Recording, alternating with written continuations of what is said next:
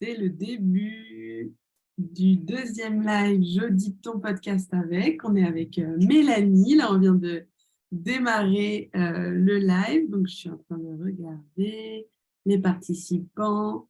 Les participants, n'hésitez pas à me faire un petit coucou là, dans la discussion, dans le chat. Je vois que vous vous connectez au fur et à mesure. On est trop content de vous accueillir avec Mélanie. On s'est Ouais. même raccordé niveau design et tout pour vous faire une super identité visuelle de live. Salut Ambre, salut Déborah, Estelle, Étienne, Martin. Salut Safia, salut Sonia. Bonjour Trop tout le content monde. de Alors moi, je vous vois rien du tout, donc ça fait un peu bizarre, mais voir. T'inquiète, t'inquiète. C'est il y a du monde. le mystère du live.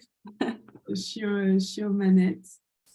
Alors, salut Moni, contente de te revoir, tu étais là hier. Il y en a certains qui étaient là hier, il y en a d'autres qui découvrent le concept. Donc, on va tout bien réexpliquer, il y en aura pour tout le monde, pour tous les niveaux de connaissance de ce super événement. Mais en tout cas, on est super contents.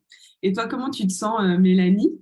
Eh ben, très contente, très excitée. Je vais pas non plus, voilà, mais je suis contente de faire cet événement avec toi. C'est mon premier live sur LinkedIn, donc j'inaugure avec ce projet et c'est chouette de pouvoir auditer un podcast parce que on va balayer plein de sujets en même temps. Très contente. Ouais, c'est vrai, c'était trop cool. Quand on a discuté ensemble pour préparer cet événement, on se disait c'est quelque chose qu'on faisait en fait, nous, en one-to-one pour des En clients qui nous privé. demandent en privé. Et là, moi, je trouve ça trop cool de donner accès un peu aux coulisses de ce qui se passe dans nos têtes, les questions qu'on se pose. Et vraiment, l'idée de ce live, je sais que tu es raccord avec moi, c'est en fait de donner un peu la structure des questions à se poser pour si on a soi-même envie de faire ce travail en autonomie sur son podcast, pour avoir des idées de choses concrètes à améliorer et de comment aborder la chose. Parce que c'est vrai, quand on a un podcast, parfois on est un peu seul. On est seul face à ces questions et d'avoir un peu une méthode à suivre, ça peut soulager. Quoi. Trop C'est chouette. ça. Et voir un œil neuf, en fait, sur son podcast, parce que parfois, on a la tête dans le guidon et on ne sait plus vraiment ce qu'il faut améliorer, alors que souvent, ce qu'on dit dans les audits, ça paraît évident, Exactement. il faut juste se reposer ces questions-là. Exactement. Alors, j'ai une petite conversation. Safia, merci. Et Estelle, vous me dites que la conversation est désactivée. Alors, je vais regarder comment l'activer. C'est les aléas du direct qui peuvent voir. Tac. Et effectivement, tout le monde peut discuter maintenant. Et tout le monde peut discuter. On devrait être bon. Allez, c'est le moment de se lâcher dans le chat. Ah, Ah, je yeah, vois le chat, bonjour. c'est C'est bon. bon, on l'a, trop bien. Bonjour tout le monde. Trop cool, bonjour tout le monde. Alors, je vous propose on commence officiellement ce live. Les gens vont se connecter au fur et à mesure. C'est la pause midi. Il y en a qui sont allés chercher un café, d'autres un sandwich. J'espère en tout cas que vous allez passer un super moment. Nous, On est à fond. on est à fond les ballons. On est à fond les ballons. Alors, j'ai rappelé l'objectif du live, c'est vraiment avec de la générosité, de la bonne humeur, du fun, de auditer un podcast, de dire ce qui va, de dire ce qui pourrait être amélioré, un peu nos suggestions. C'est vraiment, voilà, on met nos casquettes de pro pour vous donner accès aux questions on pense, il faut se poser pour améliorer son podcast et faire en sorte de le faire grandir, d'actionner les bons leviers pour la croissance. Donc, c'est vraiment l'objectif de ce live, c'est qu'à la fin, vous puissiez passer à l'action. D'ailleurs, juste après le live, vous allez recevoir un message pour valoriser votre feedback. Comment est-ce que vous avez trouvé ce live? N'hésitez pas à nous dire concrètement ce que ça vous a appris, avec quelle idée concrète vous repartez, qu'est-ce que vous allez tester, parce que c'est super important pour nous, que ce ne soit pas seulement des grandes idées, que ce soit de l'inspiration. Nous, on veut Du inspirer concret. l'action. Donc, c'est vraiment super important. Ceci dit, je me présente rapidement pour ceux et celles qui n'étaient pas là hier ou qui regarderaient le replay aujourd'hui. Je m'appelle Anne-Claire Lucas, ça fait 5 ans que je travaille dans le secteur du podcast. Avant, je travaillais en agence de communication digitale, donc j'ai plus de 12 ans comme carrière de communicante et de marketeuse. Et là, aujourd'hui, j'accompagne les studios et les podcasteurs indépendants à construire un projet qui leur permet d'atteindre leurs objectifs, de faire grandir le podcast, d'avoir des résultats, mais de ne pas oublier le kiff et la passion qu'on a au jour 1 et qui, selon moi, doit durer tout le long du temps d'un projet. Donc, j'accompagne en coaching individuel, mais aussi au travers de formations comme Puzzle, dont je vais lancer une promo dans pas très longtemps. Et j'ai fait appel à Mélanie. Et Mélanie, c'est une copine de podcast de longue date. Oui. On s'est rencontrés en Au 2018, début. quand je me suis lancée en entrepreneuriat. Et toi aussi, tu quittais ton ancienne carrière pour te lancer dans le podcast. Ça fait longtemps qu'on se connaît. On a déjà bossé ensemble sur pas mal de projets. Je suis super contente de t'accueillir et je te propose de présenter ce que tu fais à celles et ceux qui nous regardent. Eh ben, merci beaucoup Anne-Claire. Comme tu dis, on se connaît depuis un moment, depuis notre aventure podcast. Je suis ravie que tu m'aies invitée. Merci beaucoup. Donc moi, c'est Mélanie. Je travaille dans le podcast depuis à peu près le même temps qu'Anne-Claire, donc 5-6 ans. Avant, j'avais une carrière complètement différente parce que j'étais avocate en droit du travail. Et donc, j'ai complètement viré de bord dans l'audio et dans la vie un peu plus créative. Donc, depuis 2018, j'ai fait pas mal de choses. J'ai créé 2 podcasts indépendants autour de la double culture. J'ai créé ou co-créé et animé des podcasts autour du podcasting parce que très tôt, en fait, j'ai compris que j'avais envie de travailler dans ce secteur, même si en 2017, ce n'était pas vraiment un secteur d'activité.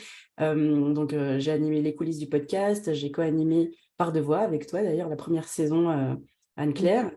Qui est un podcast sur les podcasts de marque, et Génération Podcast avec Anne-Fleur Andrely sur les podcasts en général et l'écosystème du podcast. J'ai aussi écrit et coproduit une fiction de podcast qui s'appelle Mira, autour de la double culture. Et donc, avec toutes ces casquettes de créatrice de podcast, je suis devenue peu à peu formatrice de podcasteurs indépendants, puis productrice de podcasts de marques, d'associations, de grands comptes, en fait, des entreprises comme Warner Music France, Decathlon, Dalkia, Christie's. Voilà, je conseille, en fait, les entreprises, les associations, les collectivités pour leur stratégie audio, donc dans la communication. Et je continue d'accompagner, parce que c'est quand même ce que j'aime le plus, des indépendants, surtout des entrepreneurs, des entrepreneuses, à créer des podcasts, alors pour leur communication aussi, pour leur personal branding, ou pour une passion, mais qui est très, très importante.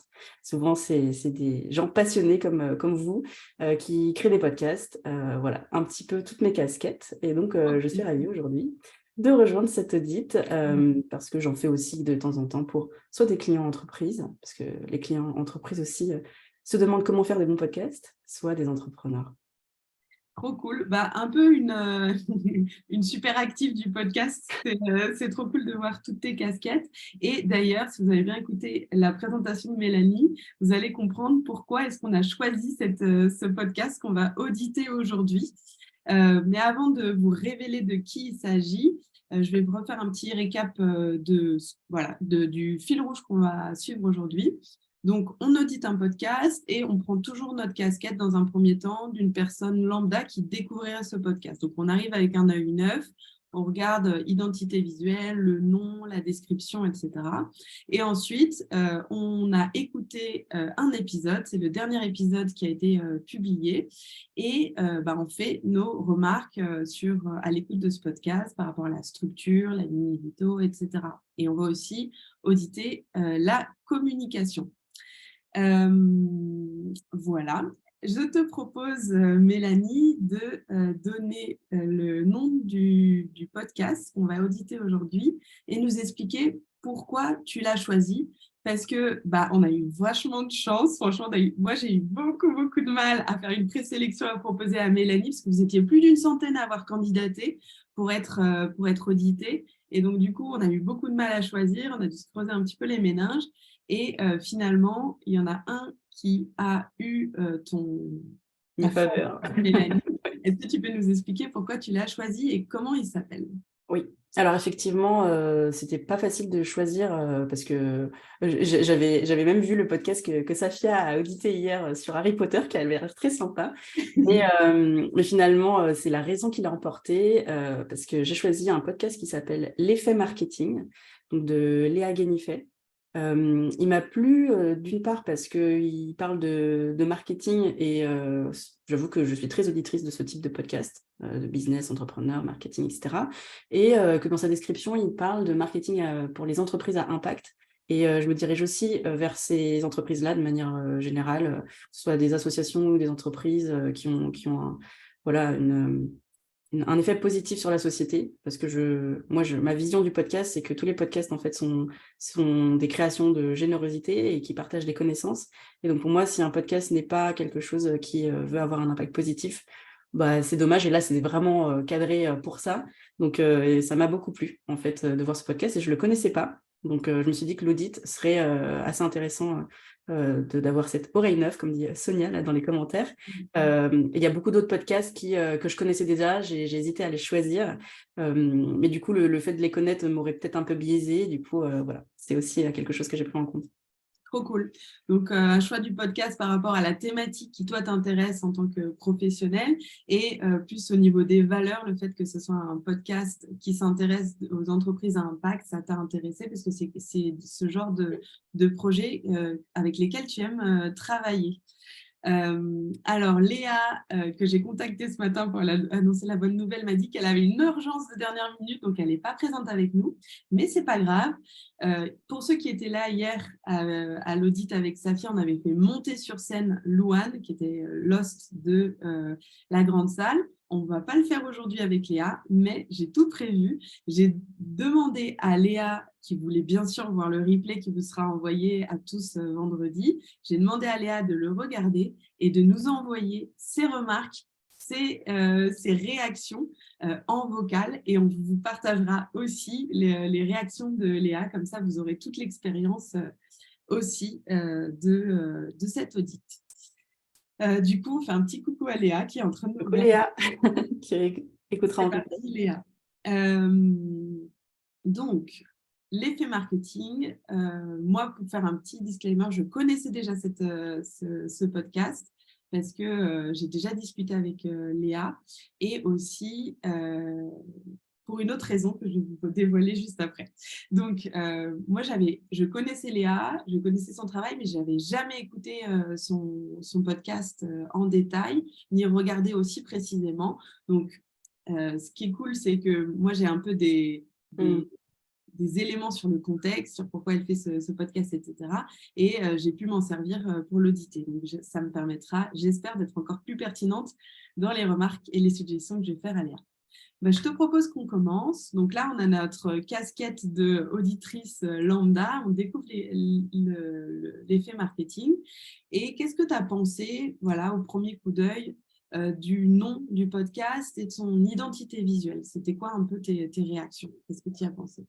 Alors moi, ce que je me suis dit tout de suite, alors j'ai vu le visuel en premier et je me suis dit, tiens, il fait assez pro, je le trouve harmonieux, il y a une seule couleur, voilà, ça fait professionnel en fait, on voit tout de suite le titre en grand, son nom en dessous, je me dis aussi que c'est du personal branding parce qu'il y a sa photo, une photo très avenante où elle sourit, donc moi j'ai eu une bonne impression de qualité, de professionnalisme, et de réflexion. On se dit que, en tout cas, je me dis que c'est un podcast qui doit avoir été pensé, que ce soit sur son identité graphique, sur son titre, et sur le titre en particulier, je le trouve bien choisi dans le sens où, en fait, bon, il y a le mot marketing, donc on a un mot-clé direct, on sait de quoi on va parler. Donc, c'est pas un titre original inventé comme... par exemple, j'ai un podcast qui s'appelle Asiatitude, ça n'existe pas comme mot. C'est pas un titre original dans le sens une invention. Mais par contre, il est original parce qu'il y a une combinaison de deux mots qui vont pas forcément, enfin qu'on voit pas forcément. Ça va? Tu veux J'étais voir en un train petit coup? d'étouffer, j'ai vu de travers. Désolée, je voulais pas. Je voulais pas continuer si tu si tu t'étouffes. Oui, je disais qu'il y a un effet original dans le sens où il y a deux mots qui ne vont pas forcément ensemble d'habitude, où voilà, on a souvent des marketing quelque chose. Là, je vois Estelle du podcast. Enfin, non, je sais pas si c'est. Non, je crois pas que c'est la même Estelle. Sur les podcasts de marketing où on peut avoir souvent des noms très communs. Là, il y a l'effet marketing qui m'a posé question. Je me suis dit pourquoi l'effet? Pourquoi Enfin, au début, je ne comprenais pas vraiment la signification.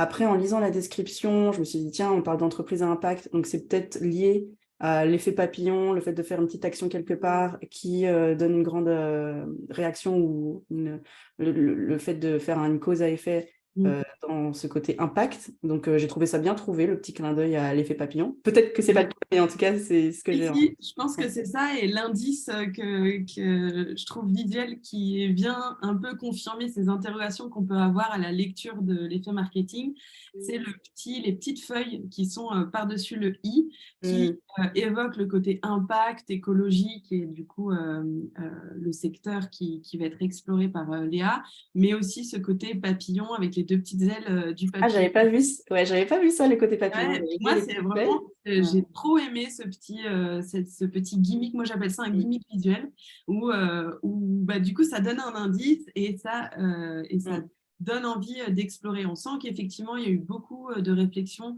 derrière le naming. Le fait qu'il y ait marketing dans le titre, c'est très malin parce que les gens qui sont intéressés par ces thématiques, ils vont taper marketing dans les moteurs de recherche. Mais l'association entre l'effet marketing et du coup qui donne un indice sur l'angle, sur la ligne édito qui est focus sur les entreprises à impact, et ben, c'est venu confirmer avec l'identité visuelle. Moi aussi, je trouve ça super cool, super pro. C'est typiquement pas le genre de cover où on voit que ça a été fait sur Canva. Pour moi, maintenant, je les repère à 100 km à la ronde. Quels covers ont été faits sur Canva. Là, on voit vraiment qu'il y a de la réflexion et la participation d'une pro. Je dis une pro parce qu'en fait, je sais, c'est pour ça que ma deuxième connexion avec Léa, c'est que la graphiste qui a fait son identité visuelle, c'est la même graphiste qui a refait mon identité visuelle que je vais révéler la semaine prochaine. Ah, d'accord. Cette cover et la réflexion autour de ce gimmick, etc., c'est une des raisons qui m'a décidé à travailler avec Hélène Môme, qui est cette graphiste-là. C'est que j'avais observé le building public de Léa, qui avait partagé tout son travail de réflexion. J'avais trouvé ça super intéressant et ça m'avait mis un petit dans la tête en disant regardez qui a travaillé sur l'effet marketing, parce que moi, le jour où je voudrais refaire mon identité visuelle, ça me plairait bien de bosser avec elle. Et j'ai eu raison parce que je suis trop contente du résultat. Mais ça, vous en saurez plus la semaine prochaine. Donc là, on a fait notre remarque sur le nom, l'identité visuelle. Et quand on avance un petit peu, on va regarder, on va cliquer sur la page du podcast. Je vais d'ailleurs en profiter pour vous partager les liens que j'ai préparés pour que vous puissiez suivre avec nous cette exploration. J'avais un dernier point sur l'identité visuelle, justement sur le gimmick, comme tu dis, et les petites icônes. En fait, sur la cover, alors je crois qu'on le voit ici, là, j'avais bien aimé effectivement cette petite icône de graines. Je n'avais pas vu l'effet papillon, mais c'est encore mieux que s'il y a cette double lecture. Il y a deux autres icônes aussi, de l'audio et là, l'icône qui revient avec les ailes ou les graines.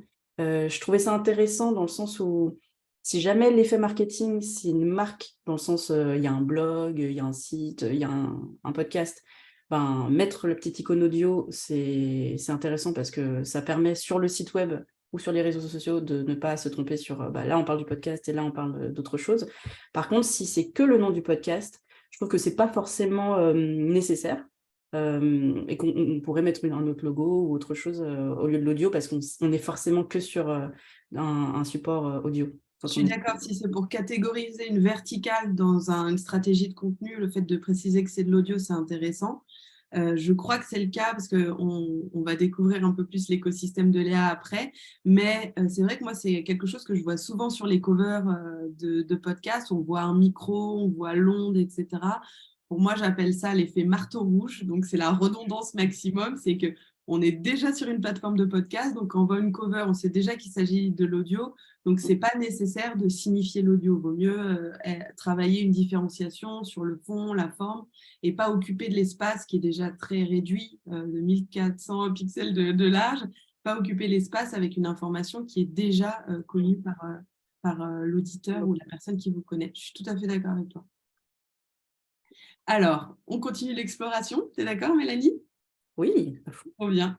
Donc là, on a cliqué sur le lien pour découvrir l'effet marketing et on va pouvoir regarder un petit peu ce qu'il en découle. Je te propose qu'on vas-y, dis-moi ce que je te laisse mener la barre. Je sais que tu regardes un peu les fréquences, les formats, etc. Tu fais un petit rapport d'étonnement généralement. Est-ce que tu veux nous partager ça? Alors, ce que j'ai pu voir, moi, ce que je regarde tout de suite, c'est est-ce que c'est un podcast qui se lance? Est-ce que c'est un podcast voilà, qui a 1 an, 2 ans, 100 épisodes ou 3? Ça fait une différence. Là, il y a une quinzaine d'épisodes, enfin, il y a pile 15 épisodes d'ailleurs. Donc, c'est-à-dire que c'est un podcast qui a déjà, alors, je ne sais pas s'il a 1 an, mais il a déjà un petit peu de vécu. Il sort tous les 15 jours, je crois, et de manière assez régulière. Donc, je reste en fait sur mon impression que c'est professionnel, que ça a été pas lancé au hasard. Il y a une identité visuelle et pour la cover et pour chaque épisode où on a à chaque fois un titre, la personne qui est en photo qui est interviewée, et les titres sont hyper bien. Alors là, je vais rentrer en fait dans la description et les titres, mais j'ai toujours cette même impression de cohérence, de professionnalisme dans voilà, il y a tel visuel, telle photo, c'est toujours la même chose sur tous les visuels, on garde la même structure, donc on s'y retrouve quand on est un auditeur. Et pareil sur les titres, ils sont travaillés avec une certaine structure, il y a le numéro de l'épisode, le nom de la société ou de la personne, et ensuite une thématique. Ça, je trouve ça très efficace parce que souvent, soit on met le nom de la personne, mais en tant qu'auditeur, on ne sait pas trop si on ne connaît pas la personne de quoi elle va parler. Soit on met le nom de la thématique, mais si la personne est quelqu'un d'assez connu ou a une notoriété dans son domaine, c'est dommage de se priver en fait de sa notoriété et de son référencement. Donc là, il y a tout. Donc c'est hyper efficace. Intéressant. Et je trouve que la formulation, elle est bien. On sent qu'elle est bien pensée dans la mesure où là, par exemple, pour l'épisode qu'on a écouté, qui est celui de Crème avec Juliette, il y a comment créer 20 contenus hebdo avec une équipe réduite. On a du concret. On sent que c'est du concret, qui est la promesse du podcast. On y reviendra après. On donne envie d'écouter puisqu'on aborde une problématique, on souligne le fait qu'on va avoir une réponse à cette question.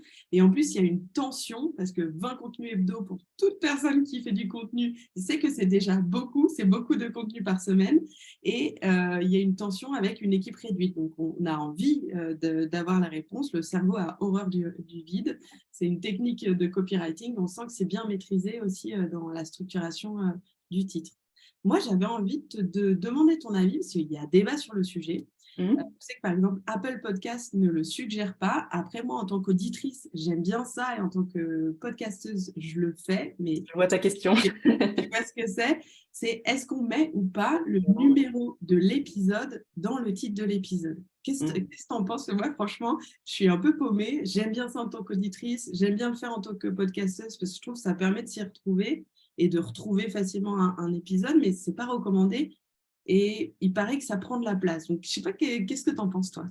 Ouais, je sais que dans les politiques, enfin dans les recommandations d'Apple Podcast, si jamais vous ne savez pas, il y a Apple en fait un site complet de conseils pour les podcasteurs.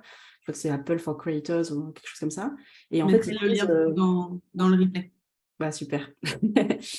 Et donc, quand on veut demander une application, enfin une candidature pour être mis en valeur sur l'application, ils recommandent de ne pas mettre dans les titres, ils font plusieurs recommandations, que ce soit pas trop long, de ne pas mettre dans les titres le numéro de l'épisode. Et effectivement, voilà, je suis d'accord avec toi que c'est pas recommandé, enfin, c'est pas recommandé par Apple. Par contre, moi aussi, en tant qu'auditrice et en tant que podcasteuse, j'aime bien. En fait, j'aime bien avoir le numéro de l'épisode parce que ça permet, quand tu le recommandes à quelqu'un, bah, c'est le numéro, il suffit que tu en aies plus de 10, ben, tu vas t'y retrouver beaucoup plus facilement qu'en disant c'est machin que j'ai interviewé, là tu dis numéro 25, hop, on scroll et on sait où on s'y retrouve. Pareil, en tant que créateur, créatrice, quand en fait, je trouve que c'est assez sympa de savoir qu'on en est au numéro 10, 15, 20. On ne célèbre pas assez les petites victoires et ce genre de choses, ça fait les réaliser. Donc, je trouve que c'est pas mal. Donc, des deux côtés, je trouve que c'est bien. Je serais curieuse de savoir, vas-y, Sonia l'a dit spontanément, est-ce que vous pouvez nous mettre dans le chat si vous mettez ou pas les numéros dans les titres et si vous avez un avis sur la question, ça nous permettra de continuer à collecter les avis sur le sujet. Mais du coup, ça me rassure, Mélanie, qu'on est un peu dans le même camp de que ce n'est pas permis par la police d'Apple, la loi. Mais que nous, on trouve que c'est intéressant et en tant qu'auditrice, en tant que créatrice. Et il faut savoir que, pardon, juste pour finir, quand tu fais une candidature, même si tu as un podcast avec des numéros, ils ont déjà mis en avant des podcasts avec des numéros. Enfin, Ouais, ouais. c'est pas rédhibitoire, quoi. Bon, ça nous soulage. Je te propose qu'on passe au côté description du podcast, donc la description de l'émission. Mm. Elle est assez courte, elle fait 3-4 lignes, on va dire 2 lignes, ça dépend de la largeur de notre écran. Qu'est-ce que tu en as pensé? Et est-ce que tu as voilà, des réactions, des suggestions pour Léa à Ouais. la lecture de cette description? Effectivement, elle fait 2 lignes. Donc, au moins, on peut dire que il y a l'esprit de synthèse, il est là. C'est efficace. Donc, je veux le dire rapidement, comme c'est assez court, le podcast qui décrypte les stratégies de croissance des entreprises à impact.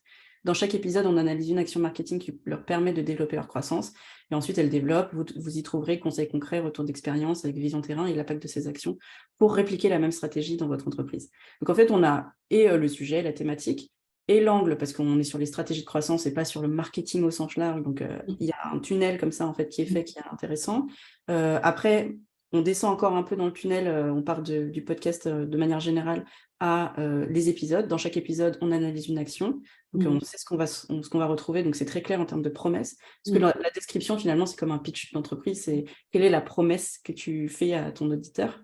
Ça, c'est vraiment très utile de le dire, c'est que quand vous dérédigez votre description, il faut que vous disiez, c'est ce qui va décider ou pas une personne à écouter le premier épisode. Souvent, les gens, à moins qu'ils aient un crush sur votre identité visuelle et qu'ils associent directement, peut-être comme hier, la grande salle, ça parle d'Harry Potter, bim, j'y vais, je ne me pose pas de questions.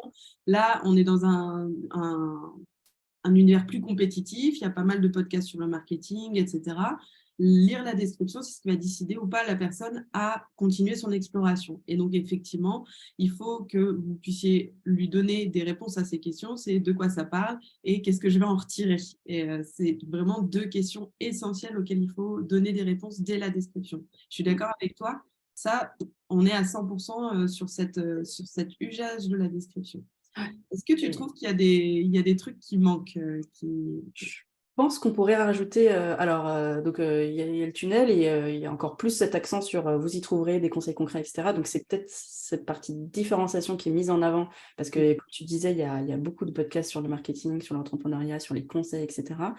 Ce que je trouve qui pourrait être ajouté, c'est peut-être pour donner une idée aux personnes de quelle est la durée des épisodes, parce qu'en fait, quel est l'investissement que je vais avoir à donner à ce podcast si j'ai envie de l'écouter. C'est pas pareil si c'est des épisodes de 5 minutes ou de 30. Là, on est plus sur des 30. Donc, c'est intéressant de le savoir, même en termes de profondeur. C'est-à-dire qu'il y a des gens qui n'aiment pas les podcasts de 30 minutes parce qu'ils veulent des choses très bingeables, mais il y a des gens qui veulent de la profondeur et creuser un peu plus. Et donc, pour ces personnes-là, on va les attirer en disant, voilà, c'est à chaque fois des épisodes de 30 minutes ou de 20-30 minutes en fonction de si c'est une fourchette. Ouais. De dire aussi la fréquence. Quand est-ce qu'on se retrouve, en fait? Quel est le rendez-vous? Tous les 15 jours, tous les mois, c'est pas la même chose. Donc, c'est bien de l'annoncer, comme ça, la personne, elle l'a en tête. Elle va s'abonner et elle sait quand est-ce qu'elle retrouve ses épisodes. Et puis aussi, pour le personal branding, peut-être que c'est quelque chose que tu veux ajouter, mais Exactement. qui est la personne derrière? Exactement. En fait, donc pour récapituler, dans la description, on dit de quoi on parle, pourquoi il faut l'écouter et comment ça va se passer, comment est-ce que je vais remplir cette promesse, effectivement, de donner des... Comme là, on est sur une cible de personnes qui sont occupées, on est dans un domaine pro, quasi B2B, et ben, c'est important aussi de cadrer le contrat. Et effectivement, moi, il y a 3 choses qui m'ont manqué dans cette description. Le premier, c'est que j'ai vu l'effet marketing, j'ai vu avec Léa Guénifé, j'ai vu cette personne charmante et souriante qui m'invite à écouter son podcast. Et boum, j'aimerais bien en savoir un peu plus sur Léa. Et là, ça tombe à l'eau. Je ne sais pas qui est Léa, je ne sais pas qui est mon hôte. Et comme Léa nous le confirmera ou pas, mais par rapport aux informations qu'elle nous a laissées, notamment dans le formulaire, on sait qu'il y a aussi cette approche de mettre en avant son expertise, connaître des gens et avoir un espace voilà, de discussion sur des thématiques qui l'intéressent. Et ben là, on aimerait bien savoir qui est Léa et on n'a pas les réponses. Et du coup, pour moi, c'est une occasion manquée de créer un premier lien avec l'auditeur qui découvre et un lien de confiance et un lien émotionnel parce que, tiens, elle se présente de telle manière, ah bah, j'ai envie de l'écouter, j'ai envie d'en savoir plus. Le deuxième truc qui m'a manqué, pour moi, c'est un call to action. En fait, aujourd'hui, je connais je ne sais pas où je peux continuer la conversation, je ne sais pas quelle est la prochaine étape que me propose l'effet marketing. Or, c'est un peu dommage parce que nous qui avons audité l'effet marketing, on sait que Léa, elle a pensé à tout un écosystème avec énormément de valeur pour l'auditeur. Elle ne nous lâche pas à la fin d'un épisode, elle a prévu des trucs pour nous.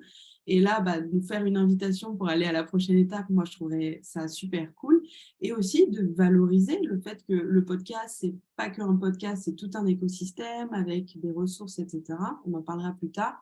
Je trouve que ça serait un élément de différenciation super fort et ça serait valoriser tout le travail, tout le temps et toute la réflexion que Léa a fait sur la conception de cet écosystème. Donc moi, c'était ces 3 trucs qui m'avaient manqué.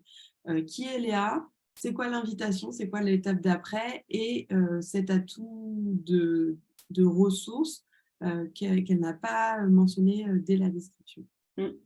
Sachant qu'après, on va le voir dans les descriptions des épisodes, elle met les ressources, mais c'est vrai qu'il manque encore qui on est. Et ça revient très souvent en fait. C'est très, très souvent que dans la description, vous ne mettez pas, enfin pas vous en particulier, parce que peut-être que vous le faites bien, mais que beaucoup de monde ne le fait pas. Oui, pensez à vérifier si vous l'avez fait, en tout cas, ceux et celles qui nous regardaient. Et mettez un lien, ça ajoute du référencement. Exactement. Là, je te propose, il nous reste 15 grosses minutes pour rentrer dans le dur de l'audit. On a écouté donc du coup l'épisode avec Crème. C'est une entreprise qui fait des cosmétiques responsables, je dirais, avec une attention sur les produits made in France, etc. Donc vraiment un branding très fort et un positionnement très assumé. Et là, c'est Juliette, la cofondatrice, qui est interviewée par Léa sur son process de création de contenu avec cette problématique de comment créer 20 contenus par semaine avec une équipe réduite.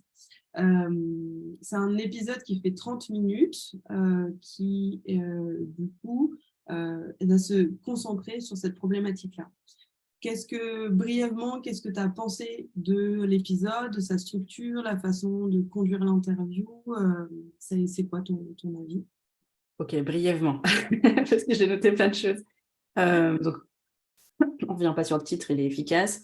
Ouais. La description aussi, je la trouve pareil, bien travaillée, succincte. Elle met des questions. Je recommande toujours de mettre des questions en fait dans vos descriptions d'épisodes pour attirer en fait l'œil sur qu'est-ce qu'on va retenir de cet épisode et se dire si j'ai envie d'avoir les réponses à ces questions, j'écoute l'épisode. Donc ça, c'est vraiment bien fait. Sur la conduite de l'interview en elle-même, donc elle fait une 30aine de minutes. La structure, il y a une structure assez classique, mais qui est efficace, ça va être le mot, je pense, de cet audit. Introduction avec un petit générique et une petite musique de fond.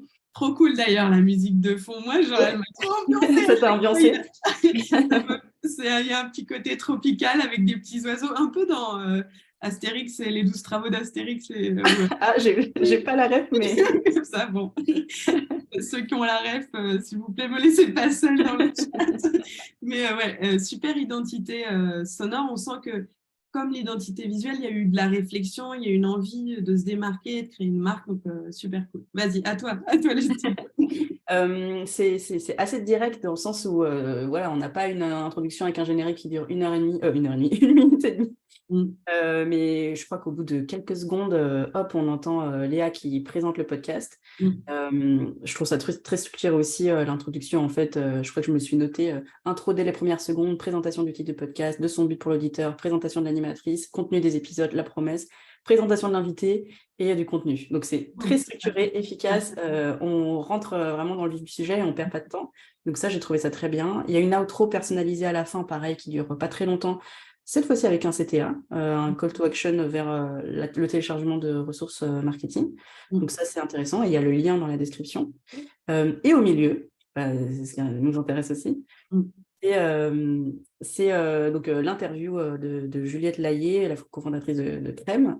Moi, ce que j'ai trouvé... Alors, je me suis noté plein de choses, mais de manière générale, j'ai trouvé l'interview, on sent qu'elle a été réfléchie. Enfin, de toute façon, il y a un angle tout de suite. C'est pas la vie et l'œuvre de Crème. Racontez-nous comment c'est cette entreprise, etc. Ah, j'ai adoré. Ça a même surpris l'invité en mode genre, waouh, tu rentres dans le vif du sujet. Et moi, je trouve ça trop bien parce qu'on n'en peut plus des présentations à rallonge, etc. Là, je trouve que on n'en peut plus. C'est quelque chose qu'on entend souvent. Et en plus, je trouve ça hyper cohérent par rapport à la promesse de Léa, qui est vous allez avoir du concret, de l'applicable, on va aller dans le vif du sujet. Et je trouve que si elle s'était égarée à parler de Oui, à faire l'enfance quelque de chose de très Juliette, on aurait dit mais je ne comprends pas, suis-je au bon endroit? Et là, clac, elle commence direct par une question hyper précise, bien. hyper activable, pragmatique. Et je trouve que du coup, ça fait une super impression dès les premières secondes de l'interview. Oui, et c'est comme tu dis, ça a été relevé par l'invité parce que la première question, c'est peux-tu nous présenter ta stratégie de contenu? Et elle dit, oh là là, on rentre dedans, dans le dur. Mais donc, c'est vrai que ça se voit que c'est anglais et donc ça, je trouve que c'est très appréciable. Ouais. Après, il y a plusieurs questions. Donc, j'ai noté un peu la structure, une question sur le ton, parce que là, on parle de contenu, donc on parle du ton des contenus, pourquoi est-ce que c'est important, les canaux de distribution. Enfin, voilà, il y a plusieurs questions sur la stratégie de contenu de Crème. Je me suis noté 2-3 choses. La première, c'est que, par exemple, j'ai trouvé que la première question sur le ton, elle aurait mieux été après. La vraie première, pour moi, c'était la deuxième. Et donc, soit Léa, t'avais préparé comme ça, et en fait, c'était l'ordre que tu voulais, mais à la réécoute, ça peut valoir le coup en fait, de changer l'ordre des questions. Même si tu les as posées comme ça en fait pendant l'interview, parce que je trouve qu'en fait on parle d'un sujet alors qu'on aurait voulu parler de la stratégie d'abord, ou alors peut-être que c'est l'invité, des fois ça arrive, voilà, qui fait des allers-retours sur des sujets, et en fait c'était pas prévu comme ça, mais pareil, au montage, j'aurais bien aimé en fait que la question sur le ton par exemple, mais c'est un exemple, hein, parce que ça peut arriver sur plein d'autres types d'interviews, quand on réécoute et qu'on se dit tiens, finalement l'ordre c'est pas forcément le bon, il faut pas hésiter à juste changer un ordre de questions. Ça va pas dénaturer en fait le propos de la personne, mais du coup je me suis un peu trouvée déstabilisée en fait sur les 5 premières minutes parce que je me disais bah, moi je voulais savoir comment elle fait son contenu, etc. Et c'est arrivé un peu plus tard. Donc ça c'était une première remarque. Après, je me suis noté que dans peut-être les 10 premières minutes, la personne répondait aux questions et Léa enchaîne directement sur la suite sans forcément rebondir ou juste recevoir, en fait, faire un accusé de réception un peu de ah, d'accord, t'as dit ça, donc faire une petite transition un peu douce sur la suite. Donc je me suis dit, tiens, il faudra peut-être le faire. Et ensuite, par contre, Léa le fait. Donc, en fait, je pense que c'était juste les premières questions pour aller peut-être un peu vite et arriver au vif du sujet. Donc, je pense que ça, il ne faut pas hésiter à rebondir sur ce que la personne dit. Si ce n'est pas un sujet qu'on a envie de creuser à fond, pas relancer sur une question, mais juste pour faire la transition, pour qu'elle soit un peu plus douce et qu'on ait l'impression qu'en fait, on s'est intéressé à la réponse et pas juste dire la personne répond. Et après, on pose une autre question sans juste prendre le temps de dire ah oui, c'est très intéressant, tu as dit ça. Et d'ailleurs, par rapport à la suite, faire une petite transition, en fait, ça peut être un peu plus smooth.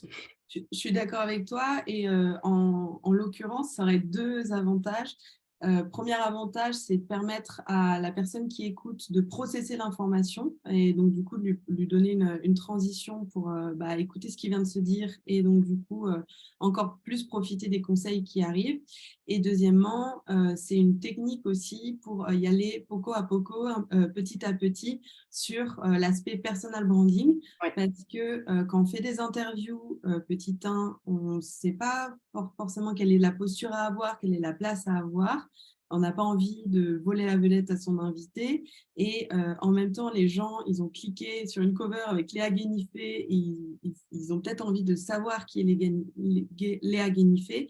Et donc, le fait de reformuler, de partager une anecdote personnelle, c'est une manière de donner de soi un petit peu, mais de manière à propos et d'améliorer l'expérience auditeur. Donc, dans une démarche constructive vis-à-vis de son invité et aussi vis-à-vis de son auditeur. Donc, je trouve que tout le monde a y gagné de faire cette technique de soit recontextualisation, soit reformulation, soit d'ajout avec une propre anecdote personnelle pour du coup donner une autre perspective, donner un autre point de vue ou une autre expérience sur le conseil qui a été partagé. Je trouve ça vachement bien et ça fait une pierre de coups pour s'entraîner à avoir cette marque personnelle de plus en plus structurée. Voilà. Oui, je suis complètement d'accord avec toi. Et ce qui est intéressant de noter, c'est que voilà, tu disais, on ajoute quelque chose, mais c'est pas pour raconter sa vie, et ce qui peut être insupportable dans certains podcasts où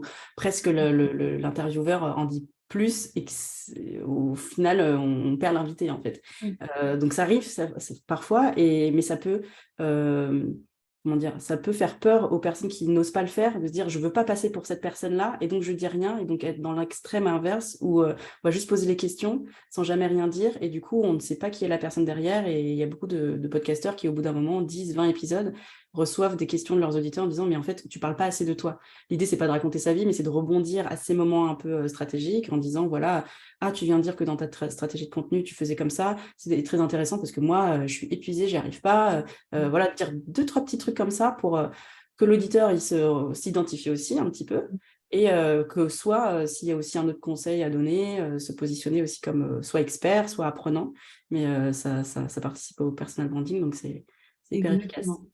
Et une autre technique, si on veut pas, on n'est pas encore prêt à parler de soi, si on peut parler des autres invités. Ah, j'en avais parlé avec un tel, bah, ça permet de dire nous ce qu'on a, voilà, comment on a vécu cette interview, ce qu'on a retenu. Et en plus, deuxième On fait technique, de la promo. ça permet d'inviter les auditeurs à écouter d'autres épisodes si c'est le premier épisode qu'ils ont écouté. Ça peut leur rappeler que bah, ce n'est pas seulement que c'est un écosystème riche que vous avez créé. Très Je bonne te technique. propose, par rapport donc le titre de ce podcast, qu'on parle un petit peu de cette fameuse bibliothèque de ressources qui est mentionnée dans l'outro du podcast et qui est du coup l'étape d'après que nous propose Léa. Est-ce que tu t'es allé accéder à cette bibliothèque? Qu'est-ce que tu en as pensé? Oui, alors du coup, donc à la fin de l'épisode, il y a une invitation à aller télécharger des ressources. Mhm. J'ai cliqué. Moi, J'ai je cliqué. suis, je suis docile. On me dit de cliquer, je clique, hein. Et en fait, on se retrouve sur une page avec la même identité graphique, donc c'est très cohérent. Mm. On voit qu'il y a voilà, une réflexion autour de, voilà, vous avez ce podcast, et en fait, je viens l'agrémenter d'autres contenus, Mm. et je suis plus qu'une animatrice de podcast, j'ai aussi la casquette de marketeuse, en fait. Ouais. Donc ça, moi, j'ai trouvé très intéressante. Alors, Mm. j'ai pas... en fait, faut donner son nom et son email. Donc, j'ai pas téléchargé. Et moi, j'ai regardé toute la page, la landing Ouais. page, et j'ai pas encore été Ben, jusqu'à accéder aux ressources. Et je me suis dit, ok, tiens, bah, j'y suis allée. J'y ouais, suis allée si tu veux. Et tiens, c'est d'accord, bien. ça sera intéressant de voir pourquoi tu n'y es pas allé et si tu te dis, bah, ah, tu Je penses donne mon email, quoi. Mm. que ça pourrait bloquer des gens? En fait, ce que je trouve intéressant, c'est que c'est un choix. En fait, c'est vraiment un choix stratégique. Et au moins, les personnes qui le téléchargent, c'est vraiment que tu es très intéressé et que tu te dis, OK, ça vaut mon email, parce que, bon, comme beaucoup, j'imagine, on n'a pas envie d'être envahi de plein de newsletters, de contenus, etc. Donc, on ne le donne pas n'importe comment. Et moi, je me suis posé la question. Je me suis dit, est-ce que j'ai envie d'aller donner mon email, je me suis dit que c'était très intéressant parce qu'il y avait ce filtre. Donc, il y aura forcément moins de gens qui vont télécharger ce Mm. contenu. Et ceux qui vont le faire, ils seront plus qualifiés. Ils Donc, sont je plus pense que c'est la qualifiés. démarche, de toute façon. Ouais. Je suis d'accord avec toi, c'est une super technique, c'est un tunnel en fait marketing. Après, ce qui pourrait encourager les gens à passer ce pas de donner son nom et son email, parce qu'on sait que généralement c'est la porte d'entrée à un autre style de communication, c'est de préciser dès le call to action de l'outro et aussi de la description, qu'est-ce que ça va m'apporter cette bibliothèque de ressources, parce que c'est un concept qui peut attiser la curiosité, mais qui peut ne pas être forcément super clair pour les gens, bibliothèque de ressources, est-ce que je vais m'y retrouver, etc. De plus, parler du bénéfice ou du bénéfice de ça va vous apprendre ça va vous aider à, ou de jouer sur le FOMO, sur le fear of missing out, de dire ce sont des ressources exclusives pour aller plus loin que nos invités nous ont partagé. Et ben du coup, je trouve que ça crée une petite motivation supplémentaire à parcourir cette étape du funnel préparé Ouais. par Léa. Peut-être en donner un exemple Voilà, gratuitement, ou en un tout cas en screenshot, visuel. exactement. À quoi ça ressemble, qu'est-ce qu'il y a dedans? Je trouve que ça rendrait plus clair et plus attractif ce qu'il y a derrière cette porte et nous motiver à l'ouvrir. Pour terminer, je te propose qu'on commente un peu la communication de Léa. Donc, Léa, elle fait principalement sa communication sur LinkedIn. Elle va mettre en avant ses posts sur LinkedIn. Qu'est-ce que tu en as pensé? Qu'est-ce que tu peux nous partager sur ce sujet?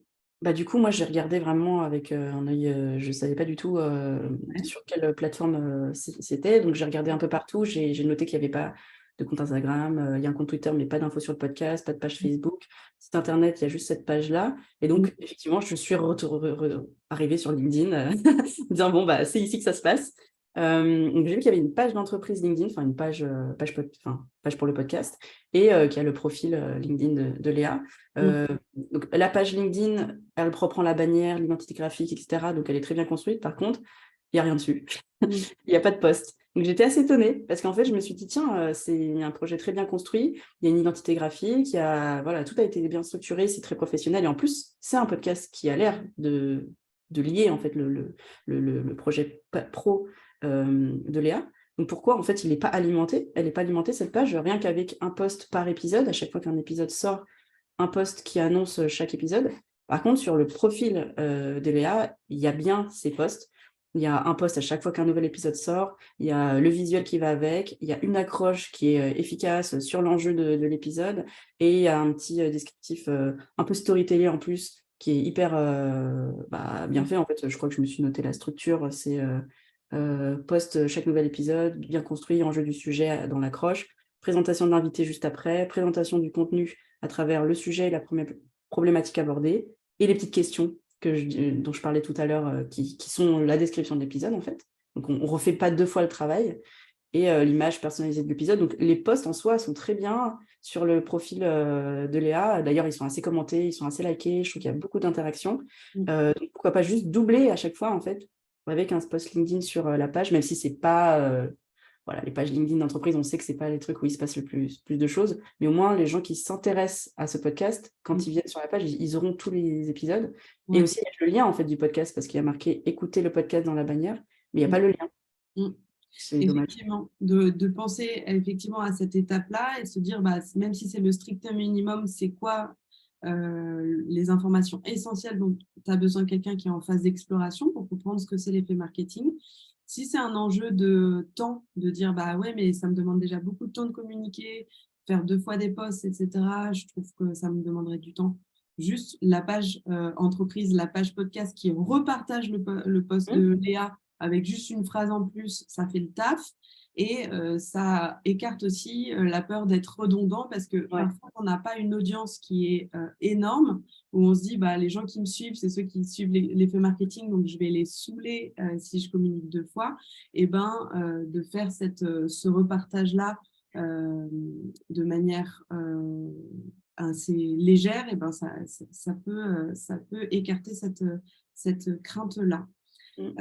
Ça peut être aussi des posts sans repartager à chaque épisode, des posts de récap mensuel en disant voilà ce qui s'est passé ce mois-ci sur l'effet marketing, avec un carrousel où on voit les 4 posts qui ont été postés, et ça permet de manière condensée de s'adresser différemment aux personnes qui nous suivent sur cette page entreprise uniquement. Effectivement.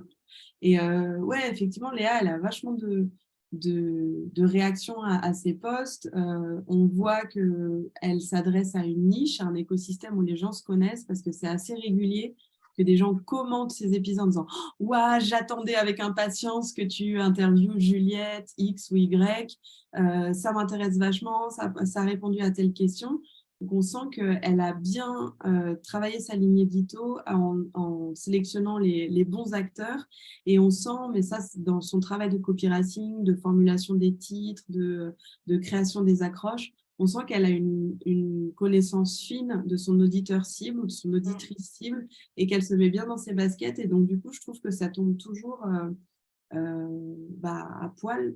On ne dit pas ça, ça tombe à nommé. À pic. Oui, effectivement. La façon dont elle formule ses textes de description ou de communication, effectivement. C'est vrai ça passe très vite en fait le temps, mais Ça je voulais passe juste ajouter super. 2 choses. Ouais, vas-y. Parce que comme on a dit plein de choses qui vont bien, et je pense que ça c'est super en fait de noter ce qui va bien, parce que des fois on ne s'en rend pas compte.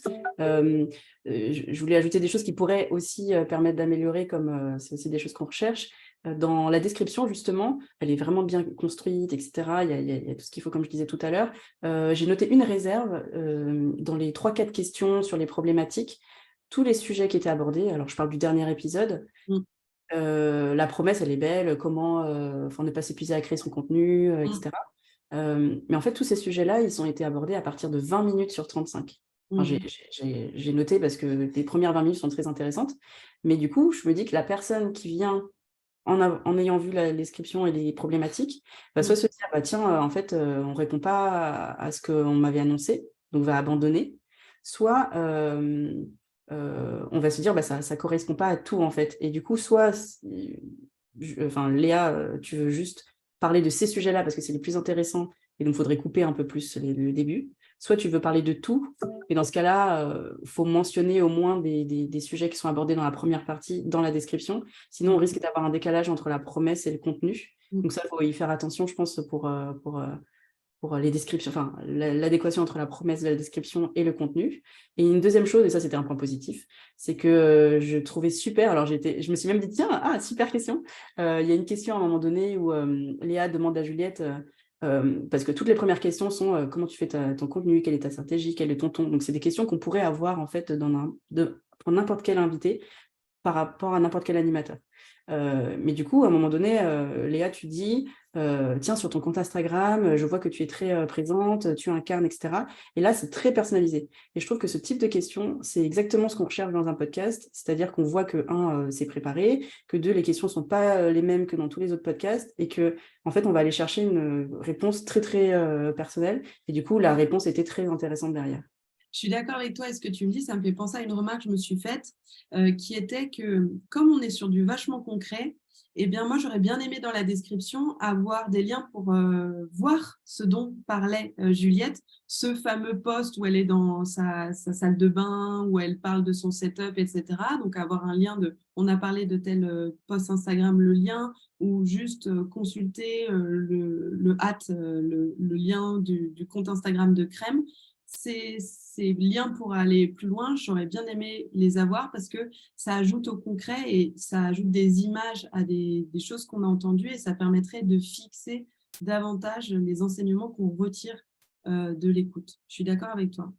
Et ouais, pardon. Et, et après, on va passer aux questions. Mais sur ce point concret, je m'étais noté justement un dernier point sur la conclusion. En fait, la conclusion, elle est très courte et très efficace. Mais c'est vrai que moi, je me suis noté, il manque le plan concret promis, dans le sens où si tu fais juste un résumé de ce qui a été dit, par exemple, n'oubliez pas qui répond aux questions en fait qu'on a posées au début. Mm.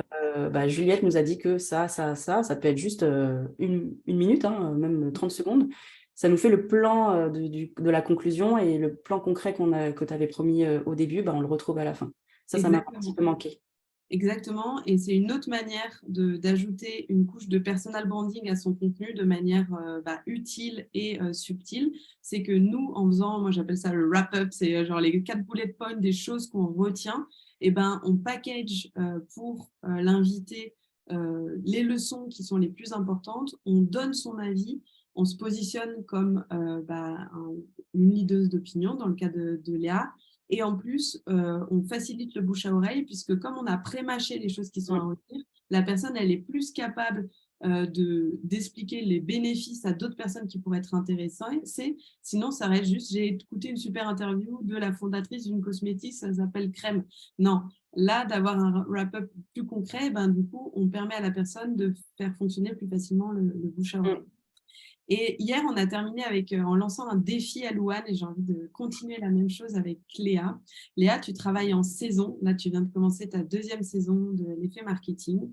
Donc, je pense que moi, si je devais te lancer un défi, c'est de vraiment travailler davantage sur comment est-ce que tu peux plus incarner ton podcast, donc dans la conduite d'interview, dans les outros, mais aussi de faire davantage de chroniques solo. Tu en as fait un de bilan de ta saison 1 qui était super intéressant, où tu partageais tes apprentissages, tes envies pour la suite.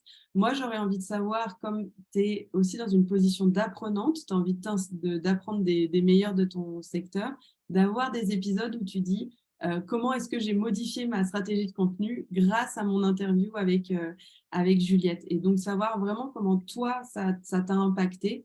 Ça fait valeur d'exemple. Je trouve qu'on peut encore plus s'identifier à toi. Ton expérience, elle va pouvoir m'inspirer en tant qu'auditrice et ça t'aiderait à remplir cet objectif que tu nous as confié, mais qui n'est pas encore assez abouti, d'être vraiment dans une démarche de personal branding avec ton podcast. Voilà. Amplifier le personal branding, à fond. Mais on a une très, très, très bonne base de podcast, en tout cas. Ouais, super potentiel, encore une fois. Bon, Léa, que tu nous regardes, on a trop hâte de savoir ton avis, que tu nous l'envoies et on le partagera avec les participants et participantes. Je te propose, il nous reste 5 minutes pour répondre aux questions qui nous ont été partagées dans le chat. J'en avais vu une.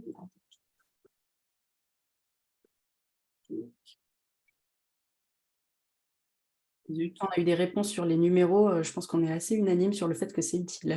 Exactement. Ah oui, voilà, Sonia. Sonia qui disait, je pense que c'était pour rebondir sur quelque chose que tu avais dit, Mélanie, est-ce que la description écrite du podcast, elle doit être égale à la présentation audio qu'on a au début de chaque épisode? C'est quoi ton positionnement, c'est quoi ton avis là-dessus? Je dis bien après. Ouais.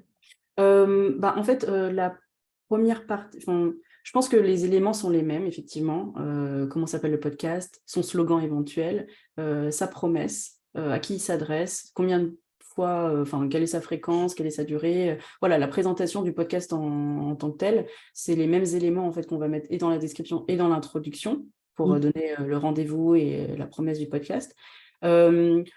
Après, est-ce que ça doit être exactement la même? Je pense que la formulation peut changer. C'est pas obligatoire en fait qu'en termes de wording, on dise exactement la même chose parce que l'oral et écrit, on va pas le formuler forcément de la même façon. Donc, je trouve que celle dans l'audio peut être pas forcément dans le même sens. Voilà, il va y avoir les mêmes éléments, mais pas forcément dans les mêmes phrases exactes et dans le même sens. Si vous n'avez pas le temps et que vous avez elle vous paraît très bien comme ça et que vous vous sentez aussi très naturel de le dire à l'oral, votre description écrite, ça peut être la même. Ça peut être la même. Mais à mon avis, il y a quelques adaptations à faire pour qu'à l'oral, ça passe bien et qu'on intègre aussi l'invité à chaque fois. Donc, pour moi, ce n'est pas une règle, en fait, d'avoir exactement la même. Mais Non. les éléments, les éléments, on les retrouve. C'est pas une règle et pour moi, il y a un peu, voilà, cette distinction de oral-écrit. Souvent, à l'écrit, on fait des énumérations. On dit, je m'adresse au ta.